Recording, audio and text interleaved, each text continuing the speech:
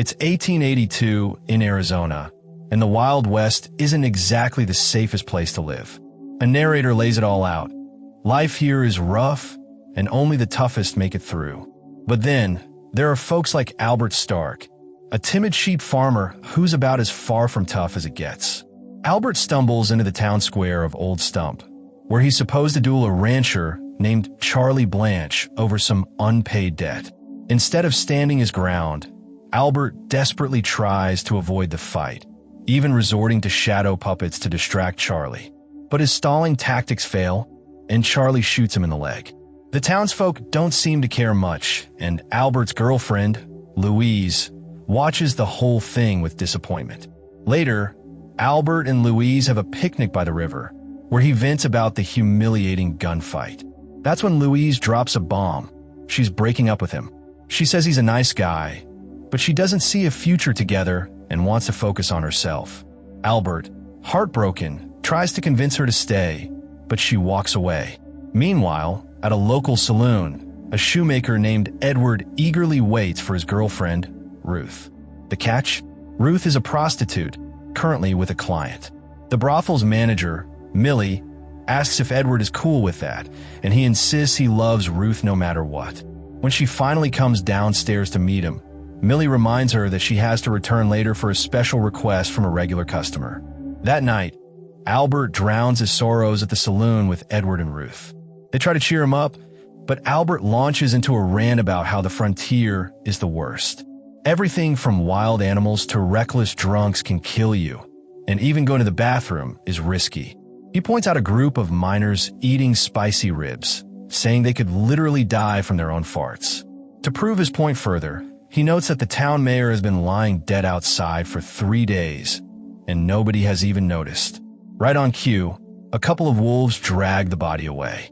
Later, Albert, drunk and desperate, rides over to Louise's house to win her back. Spoiler, it doesn't work. Meanwhile, outside of town, an old man and his dog, Plugger, are traveling with a chunk of gold. They don't get far before they're ambushed by the notorious outlaw, Clinch Leatherwood, and his gang. Clinch, being a ruthless bandit, tells the old man to pull out his gun so they can have a fair fight for the gold. But before the old man can react, Clinch shoots him on the count of 2. His wife, Anna Barnes, watches in disgust as Clinch loots the body and finds a map leading to Old Stump. He splits from his gang, leaving Anna behind. The next morning, Edward shows up at Albert's place, where Albert still lives with his grumpy father and his completely detached mother. Edward asks why Albert isn't out trying to win back Louise, but Albert is still sulking. They go to town, just in time to see a huge block of ice being delivered for Boston. As they chat, Albert spots Louise with her new boyfriend, Foy, a rich guy with a ridiculous mustache. Albert seethes with jealousy, but before he can process it, the massive ice block slips loose and crushes a man's head, horrifying everyone. Over at the church, the pastor introduces Anna as a new member of the community. Meanwhile, Albert visits a shop looking for something to help him grow facial hair, but Foy shows up to mock him and rub in the fact that he's now with Louise. Later that night at the saloon, Louis and his outlaw brother gets into a fight when a cowboy spills his drink. The cowboy offers a replacement, but then drops a lit cigar in it as an insult. Louis responds by shooting him, triggering a full-on bar brawl. As fists fly and bottles shatter, Albert and Edward pretend to be in a fight by waving their hands super fast, hoping to avoid real punches. During the chaos, Albert notices 2 guys about to fall on Anna while she's pouring herself a drink. Without thinking, he jumps in and pulls her to safety. The 2 of them step outside, and she thanks him. They sit near a cliff, where Anna rolls him a cigarette. Albert complains about Louise, but Anna tells him that Louise made a mistake dumping him. Just then, a snake slithers past them, and they freeze to avoid getting bitten. Before parting ways, Anna suggests they go to the fair together to make Louise jealous. The next day, Anna visits Louis in jail, calling him an idiot for getting locked up. She also casually mentions that she can't wait for Clinch to die, which makes Louis warn her to watch what she says. At the fair, Albert goes on another rant about how even fairs are deadly, which is proven when a photographer catches fire and two guys shoot the couple he was taking a picture of. When they spot Louise and Foy, Albert challenges Foy to a shooting contest. The game? A wildly offensive one called Runaway Slave. Foy nails all 6 targets effortlessly, while Albert misses every shot. Anna decides to make things more interesting by cranking the speed to the max and hitting every target with ease, shocking everyone. Foy grudgingly hands Albert $1, which is apparently a big deal in town. Feeling bold, Albert challenges Foy to a duel the next day, immediately regretting it. Anna takes it upon herself to teach Albert how to shoot. She sets up tin cans as targets, but he fails miserably at hitting them. After countless tries, he finally lands a shot. Over time, he gets slightly better. As a reward, Anna offers him a special cookie, but he hesitates, knowing he can't handle substances. She convinces him anyway, and they both get high while watching the sunset. That night, Lewis kills the sheriff and escapes from jail. Meanwhile, Albert and Anna head to a barn dance. Anna wears a dress that enhances her backside, which she claims is all the rage. They see Foy and Louise, and Foy takes the opportunity to humiliate Albert again by requesting a song about how great mustaches are. As revenge, Anna spikes Foy's drink with a laxative. Before leaving, she tells Louise she made a mistake letting Albert go. Then she mocks Louise's big eyes before heading out with Albert. Albert and Anna spend some time drinking and chatting, getting to know each other better. At one point, Albert has one of his sheep bring her a photo of a guy actually smiling, which is pretty bizarre since nobody ever smiles in pictures out here. In a place like this, being happy enough to grin in a photo means you're probably crazy. Feeling the moment, Albert kisses Anna, but he quickly apologizes. She doesn't seem to mind, though, and when he walks her back to her hotel, she surprises him with a kiss of her own. Unfortunately, Lewis catches sight of everything. On his way home, Albert notices a strange glow coming from a barn. Curious, he peeks inside and finds none other than Doc Brown from Back to the Future working on the DeLorean. When Albert asks what's going on, Doc quickly hides the car and insists it's just a weather experiment. Albert leaves, puzzled, while Doc mutters, "Great Scott." The morning of the duel arrives, and Anna gets a knock on her door. Expecting Albert, she happily answers it, only to freeze when she finds herself face-to-face with Clinch. Albert stands in the town square, waiting for Foy, who is still suffering from the aftereffects of last night's prank. Foy stumbles out looking miserable, barely able to stand before grabbing a couple of random hats to, well, take care of business in them. Once he finally gets ready, Albert shocks everyone by dropping his belt and gun, refusing to fight. He tells Louise she can stay with Foy because he's officially moved on.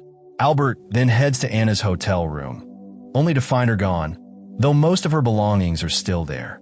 Feeling abandoned yet again, he slumps at the bar with Edward and Ruth. Suddenly, Clinch storms in, dragging Anna along. He announces that someone dared to kiss his wife and demands to know who did it.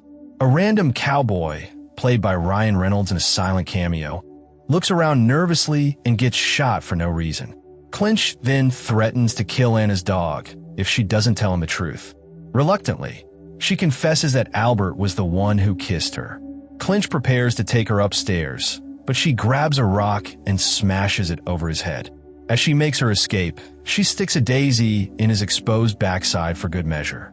Anna finds Albert packing his bags, convinced she's betrayed him like Louise did. She tries to explain that she cares about him, but he refuses to listen. Before leaving, she warns him that Clinch always shoots on 2, never on 3. Clinch and his men show up at Albert's farm looking for him. Albert manages to hide among his sheep, getting peed on in the process, before making a break for it. Clinch fires at him and gives chase, but Albert narrowly escapes by crossing the train tracks just as a train passes, then hops onto the train itself to get away. He rides for miles until suddenly a rock knocks him unconscious. Meanwhile, Edward and Ruth decide they don't want to die without experiencing sex, so they finally do the deed. Edward gets his first ever look at a real-life vagina and nearly passes out from nerves. Their moment is interrupted when Anna frantically knocks on their door, asking for a place to hide. Lewis soon comes searching for her, but finds nothing. She sneaks out the window, only to come face to face with Clinch, who holds up the daisy she left in his butt. Albert wakes up to find himself tied to a pole, surrounded by an Apache tribe. Their chief, Cochise, orders his men to burn Albert alive since he's one of the white assholes. But Albert surprises them by speaking their language, admitting he studied a lot in his free time. Impressed, they decide to let him live and even offer him a special drink to help him gain courage. Not realizing it's meant to be shared, Albert drinks the entire thing himself. This kicks off a wild hallucination where he relives his childhood traumas. His dad didn't care when he was born, tricked him into putting a tooth under his pillow only to replace it with horse crap, and even made Abraham Lincoln deliver a bizarre graduation speech. Albert also sees a vision of Louise, now with freakishly huge eyes, while a bunch of sheep mock him by singing about mustaches. Eventually, he comes to a door with a snake-shaped handle. A talking sheep tells him to open it when he's ready. Inside, he finds Anna in a wedding dress. But before he can go to her, a giant clinch-faced bird swoops in. Albert fights it off, kicking in the groin before snapping back to reality.